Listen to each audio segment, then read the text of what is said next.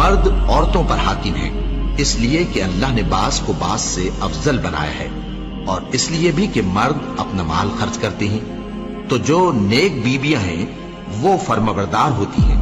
اور ان کے پیٹھ پیچھے اللہ کی حفاظت میں مال و آبرو کی خبرداری کرتی ہیں۔ اور جن عورتوں کی نسبت تمہیں معلوم ہو کہ سرکشی اور بدخوئی کرنے لگی ہیں تو پہلے ان کو زبانی سمجھاؤ، اگر نہ سمجھیں تو پھر ان کے ساتھ سونا ترک کر دو۔ اگر اس پر بھی باز نہ آئیں تو زد و کوب کرو،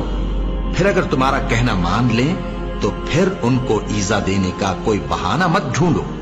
بے شک اللہ بہت اونچا ہے، بڑا ہے۔ اور اگر تم لوگوں کو معلوم ہو کہ میاں بیوی میں انبن ہے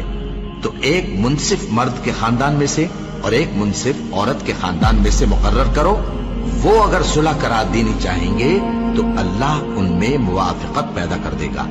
کچھ شک